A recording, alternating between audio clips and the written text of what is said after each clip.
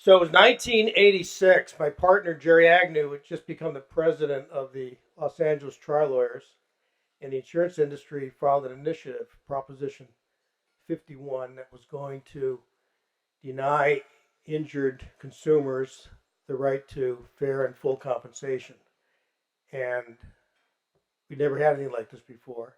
So Jerry stepped up to get involved, and I got involved and went to these meetings, and all these trial lawyers were saying how they knew how to convince the voters of the wisdom of the concept, the doctrine of joint and several liability.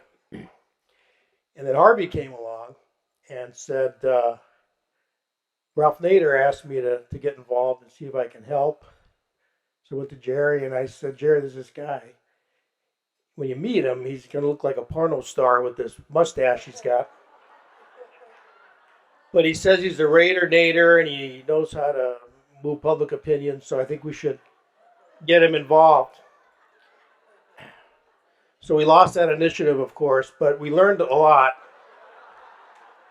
during that initiative. And 2 years later, we had an initiative to completely deny access to the court system for people injured by negligent drivers. We had an initiative that would prevent consumers from hiring an attorney, contracting with an attorney, a good attorney to represent them.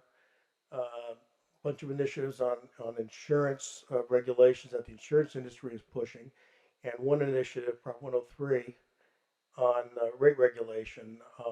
Thankfully, everything failed except Prop 103. So, and ever since, like Harvey said, every several years we're faced with insurmountable odds and money against us on these initiative fights. And it's been great working with Harvey and Jamie Court and Carmen and Jerry Flanagan, all the people at Consumer Watchdog. They're just you want them in your corner when your back's up against the big fight. I've been a lawyer for 35 years. I've been married to my wife, my beautiful wife Deborah, for 40 years, and I'm glad she's here.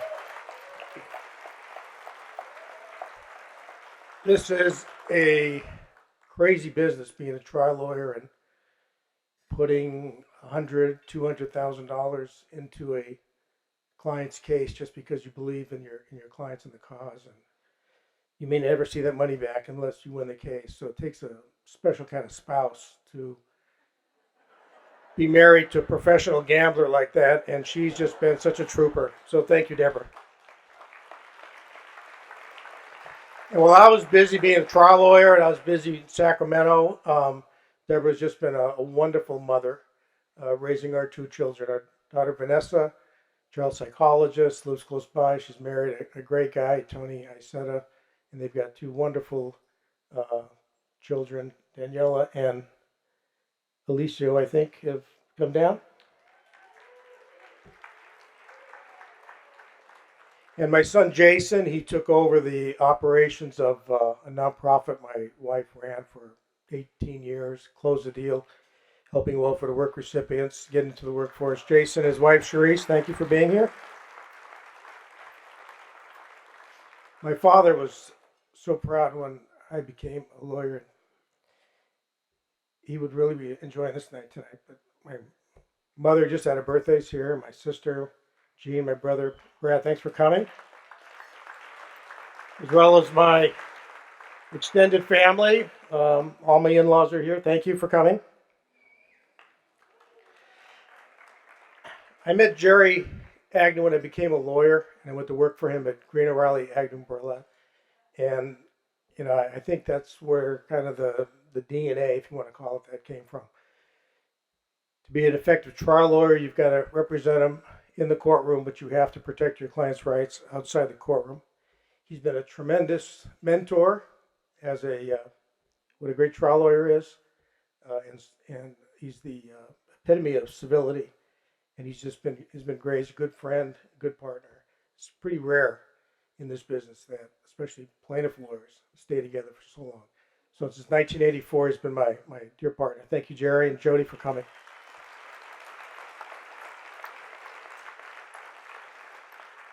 As Harvey said, I've been involved for quite a while in Sacramento and trying to move legislation or block legislation.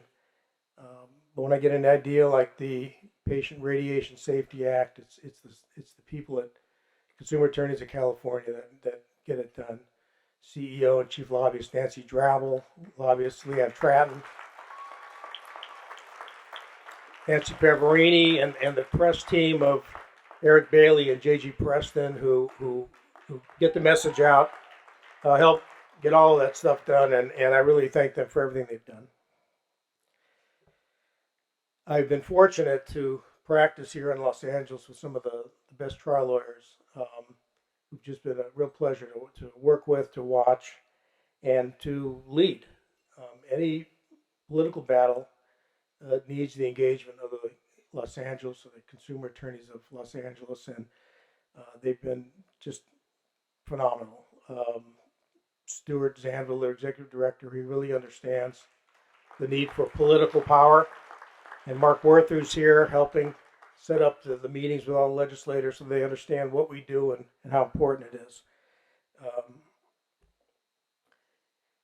Harvey mentioned Prop 46. That was a big disappointment. We've been trying legislatively and last year through the ballot to do something about this 1975 law that limits compensation to victims of medical malpractice to $250,000 regardless of the quality of life impairment or what they've lost. Jeff Wells at the Green Burlette firm was president of the consumer attorneys last year, and he was just awesome. And I learned through that campaign that he also lost a parent to medical malpractice. So thank you, Jeff, for everything you did. The voices of victims like Tim and Tammy Smick do more than we could ever do as lawyers and advocates. They get out there and they tell a story of what these completely needless medical mistakes do to families and how the impact they have. And like you heard earlier, the Smicks were just incredible in going wherever we asked them to go to get the word out. Annette Ramirez is another person. 3 years ago, she was a very happy, healthy 48-year-old wife and mother of two great kids, loved her job at USC running alumni events. She went to the hospital for pretty routine surgery, and the medical providers at the hospital failed for the next 30 some hours to see the clear and unmistakable signs of a leaky bowel, of an infection, of sepsis, resulting in a total body infection that required the amputation of both of her legs, both of her arms. Even though Prop 46 would not have helped her because her case was earlier, she responded to the call. Would you meet with legislators? Would you go on news programs? And she was just a real trooper. And I'm really pleased that Annette and her husband Rolando are here with us tonight.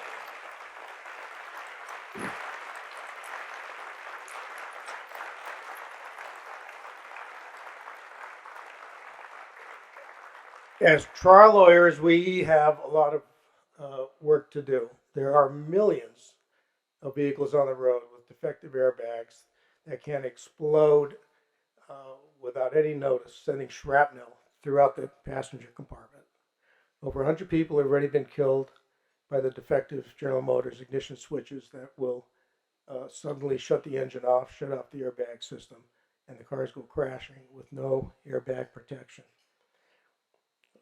Olympus duodenoscopes are still being used in hospitals. These things are so defectively designed they cannot be cleaned, and they're causing fatal CRE infections in patients. The list goes on with corporate polluters, pipelines fouling our beaches, pharmaceuticals gouging our consumers, and still putting drugs and medical devices on the market, telling the FDA they've tested them, but they haven't tested them at all, and they're defective and dangerous. So we have a lot of work to do, and I'm glad to be part of the group that's going to be protecting the consumers in all of those areas. And finally, With corporate America trying to write the rules against consumers to deny them access to civil justice, we must continue to support legislators like Senator Al Franken.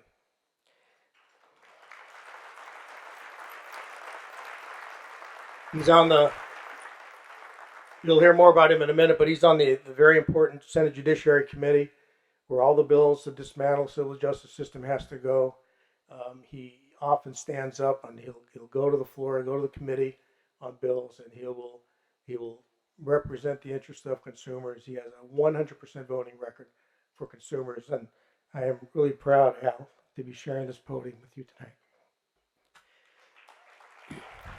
So, Harvey, Consumer Watchdog, thank you very much for this award, and let's keep doing this for another 30 years.